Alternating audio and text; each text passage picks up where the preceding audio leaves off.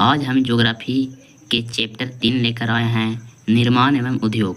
तो आप जुड़े रहिए, आप लोग को सभी तरह का वीडियो मिलेगा। तो आप लोग अभी चल रहा है हमारा ज्योग्राफी का पूरा ऑब्जेक्टिव। तो चलिए क्वेश्चन की ओर चलते हैं। देश में कितने विशेष आर्थिक क्षेत्र विकसित है?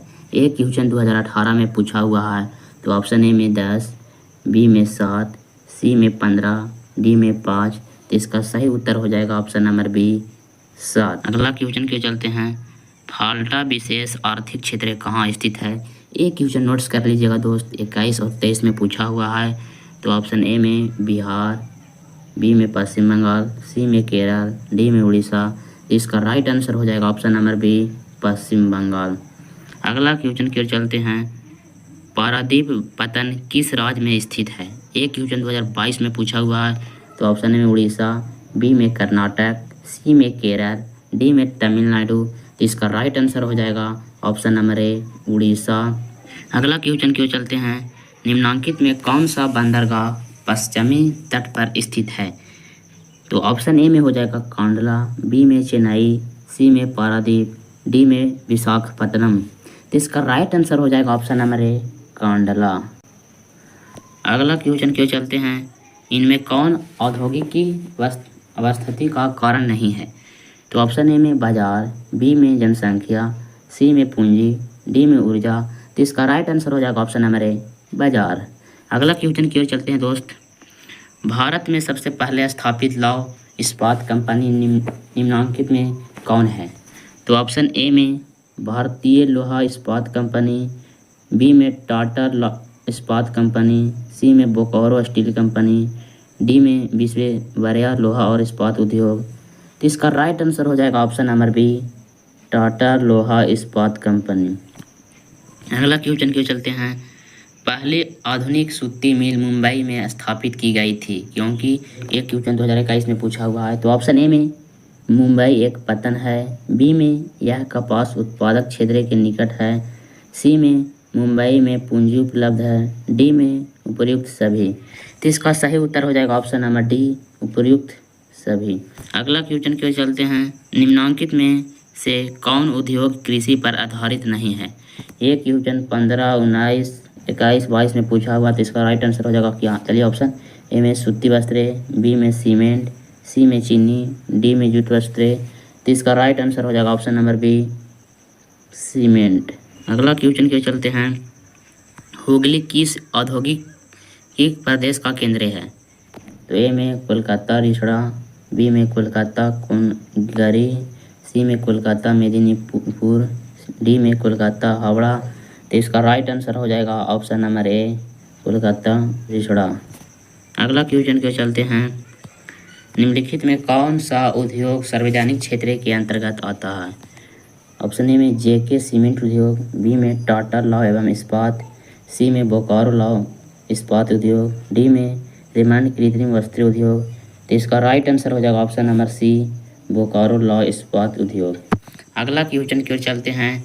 इनमें कौन उपभोक्ता उद्योग है? ये क्वेश्चन बहुत बार पूछा गया है दोस्त, इसको नोट्स जरूर कर लीजिएगा क्योंकि पूछा हुआ क्वेश्चन ही बिहार बोर्ड में आता है, कहीं दूसरा से नहीं आता है।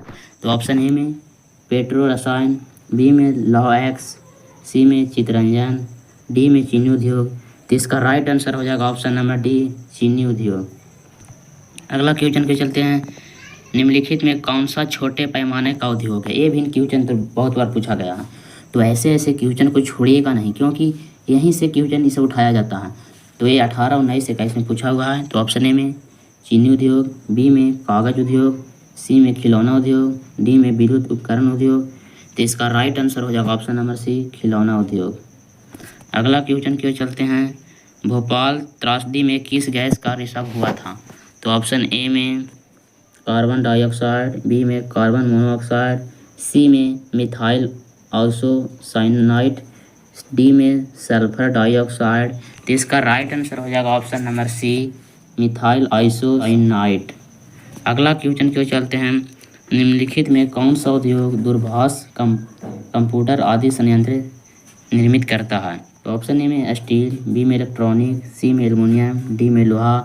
तो इसका राइट आंसर हो जाएगा ऑप्शन नंबर बी, इलेक्ट्रॉनिक। अगला क्वेश्चन की ओर चलते हैं दोस्त। इनमें कहाँ स्वतंत्रता प्राप्ति के बाद लोहा इस्पात का कारखाना खुला? तो ऑप्शन ए में जमशेदपुर, बी में राउरकेला, सी में बनरपुर, डी में कुल्टी। तो इसका राइट आंसर हो जाएगा ऑप्शन नंबर बी, राउरकेला। अगला क्वेश्चन की ओर चलते हैं। निम्न में से कौन उद्योग चूना पत्थर को कच्चे माल के रूप में प्रयोग करता है? तो ऑप्शन ए में एल्युमिनियम, बी में चीनी, सी में सीमेंट, डी में पटसन। तो इसका राइट आंसर हो जाएगा ऑप्शन नंबर सी, सीमेंट। अगला क्वेश्चन की ओर चलते हैं। नेपाल नगर प्रसिद्ध है? तो ऑप्शन ए में चीनी के लिए, बी में सीमेंट के लिए, सी में अखबारी कागज़ के लिए, डी में सूती कपड़ों के लिए। तो इसका राइट आंसर हो जाएगा ऑप्शन नंबर सी, अखबारी कागज़ के लिए। अगला क्वेश्चन की ओर चलते हैं। मोरमुगाओ बंदरगाह कहाँ है? ये क्वेश्चन 2022 में पूछा हुआ है। तो ऑप्शन ए में कर्नाटक, बी में गोवा, सी में तमिलनाडु, डी में आंध्र प्रदेश। तो इसका राइट आंसर हो जाएगा ऑप्शन नंबर बी, गोवा। अगला क्वेश्चन की ओर चलते हैं। कांडला विशेष आर्थिक क्षेत्र कहाँ है? ये भी क्वेश्चन 2022 में पूछा हुआ। तो ऑप्शन ए में महाराष्ट्र, बी में केरल, सी में पश्चिम बंगाल, डी में गुजरात। तो इसका राइट आंसर हो जाएगा ऑप्शन नंबर डी, गुजरात। अगला क्वेश्चन की ओर चलते हैं। राउरकेला इस्पात संयंत्र की स्थापना किस देश में सहायता की गई? तो ऑप्शन ए में जर्मनी, बी में ब्रिटेन, सी में रूस, डी में जापान। तो इसका राइट आंसर होगा ऑप्शन नंबर ए, जर्मनी। अगला क्वेश्चन की ओर चलते हैं। भारतीय लोहा और इस्पात कंपनी कहाँ स्थापित किया गया? ये क्वेश्चन 2023 में पूछा हुआ है सेकेंड सिटिंग में। तो ऑप्शन ए में भद्रावती, बी में दुर्गापुर, सी में सलेम, डी में बरनपुर। तो इसका राइट आंसर हो जाएगा ऑप्शन नंबर डी, बनरपुर। अगला क्वेश्चन की ओर चलते हैं। इनौर बंदरगाह कहाँ स्थित है? तो ऑप्शन ए में केरल, बी में तमिलनाडु, सी में उड़ीसा, डी में महाराष्ट्र। तो इसका राइट आंसर हो जाएगा ऑप्शन नंबर बी, तमिलनाडु। अगला क्वेश्चन की ओर चलते हैं। लास्ट क्वेश्चन है दोस्त, देखिएगा लास्ट क्वेश्चन। भारत में प्रथम सूती वस्त्र उद्योग कहाँ स्थापित किया गया था? एक क्वेश्चन 2023 में पूछा हुआ है। तो ऑप्शन ए में मुंबई, बी में चेन्नई, सी में कोलकाता, डी में अहमदाबाद। तो इसका राइट आंसर हो जाएगा ऑप्शन नंबर सी, कोलकाता। तो आप लोग कमेंट करके बताइए कि आप लोग को 23 में से कितना सही हुआ, तब हम जानेंगे कि आप लोग की तैयार 23 में से आपको कितना, तो 17 प्लस सही होना चाहिए, तभी जानेंगे कि आपको तैयारी अच्छी चल रही है। नहीं तो आप झूठ कर टाइम बर्बाद कर रहे हो। तो इसीलिए कहते हैं कि ऑब्जेक्टिव याद करते समय आपको सिर्फ फोकस होना चाहिए, रटना नहीं। ऑब्जेक्टिव याद करते समय फोकस करो, उसको देखो गौर से कैसे याद किया जाता है। बस इतना ही, आज की क्लास इतना ही। अगले क्लास में मिलते हैं, तब तक की नमस्कार।